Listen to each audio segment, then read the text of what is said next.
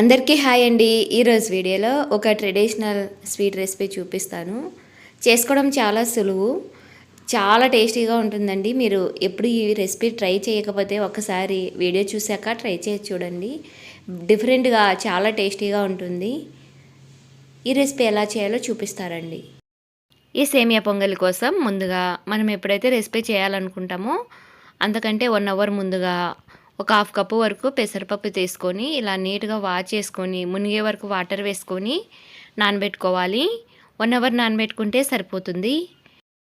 వీటిని ఒక బౌల్లోకి వేసేసుకోవాలి వాటర్తో సహా. మనం కడిగి వేసుకుంటాం కాబట్టి ఆ వాటరే వేసుకోవచ్చు. ఇంకా కొన్ని అవసరమైతే ఉడకడానికి వాటర్ యాడ్ చేసుకొని పెసరపప్పుని ఉడికించుకోవాలి. మరీ మెత్తగా పేస్ట్ లాగా అవ్వకుండా కొంచెం పలుకుండేటట్టే ఉడికించుకోవాలి. మనం చెక్ చేసుకుంటే చూడండి, ఇలా ఉడికితే సరిపోతుంది. ఇప్పుడు స్టవ్ ఆఫ్ చేసేసుకొని ఈ పెసరపప్పుని దింపేసుకొని క్యాప్ పెట్టుకొని గిన్నెకి ఇలా వాటర్ అంతా పక్కకు తీసుకొని పెట్టుకోవాలి. ఇలా క్యాప్ పెట్టుకొని మనం వంచేసుకున్నామంటే నీట్గా క్లియర్గా వచ్చేస్తాయి. ఇప్పుడు ఈ వాటర్ని పక్కన పెట్టుకోండి, పప్పుని కూడా పక్కన పెట్టుకోండి. నెక్స్ట్ స్టవ్ మీద ఏదైనా ప్యాన్ పెట్టుకొని అందులోకి 2 టీ స్పూన్ల వరకు నెయ్యి వేసుకోవాలి. మీ దగ్గర నెయ్యి లేకపోతే ఆయిల్ వేసుకోండి. నెయ్యి అంతా కరిగిపోయాక ఇందులోకి ఒక పావు కప్పు వరకు సేమియా వేసుకోవాలి. ఈ సేమియాని బాగా కలర్ వచ్చే వరకు వేయించుకోవాలి.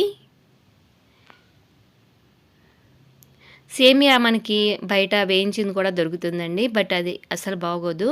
ఇలా మనం తెచ్చుకొని వేయించుకుంటేనే టేస్టీగా ఉంటాయి.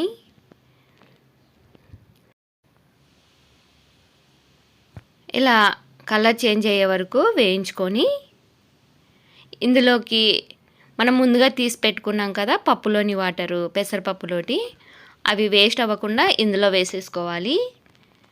మనకి కొన్ని ఉన్నాయనుకోండి, ఇంకొద్దిగా యాడ్ చేసుకోండి. 1 కప్పు వరకు వేసుకుంటే సరిపోతుంది.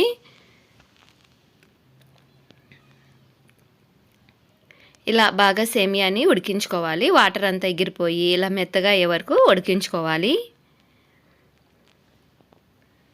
సేమియా బాగా మెత్తగా ఉడికిపోయాక ఇందులోకి ఒక హాఫ్ కప్పు వరకు షుగర్ వేసేసుకోవాలి. మీకు షుగర్ ఇష్టం లేకపోతే షుగర్ ప్లేస్లో బెల్లమైనా వేసుకోవచ్చు. నేనైతే ఇక్కడ షుగరే వేసుకుంటున్నాను. ఈ షుగర్ని సేమియాలో ఇలా బాగా కలిసేటట్టు కలుపుకుంటూ ఉంటే కొద్దిసేపటికి అంతా మెల్ట్ అయిపోయి మనకి మళ్ళీ లూజ్ లాగా ఇలా తయారవుతుంది.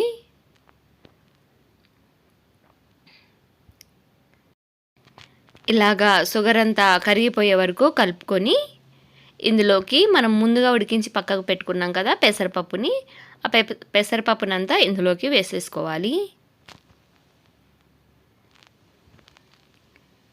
ఇవి 2 బాగా కలిసేటట్టుగా కలుపుకోవాలి.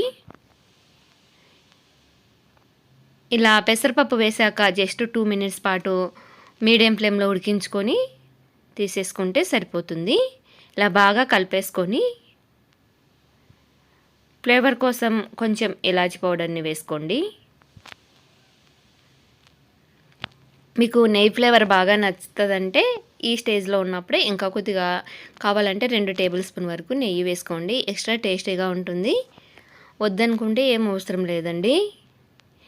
ఇలాచి పౌడర్ వేసుకొని బాగా కలిపేసుకున్నాక స్టవ్ ఆఫ్ చేసేసుకొని వేయించుకున్న, ఇంకా మన ఇష్టం అండి, పూర్తిగా ఆప్షనల్.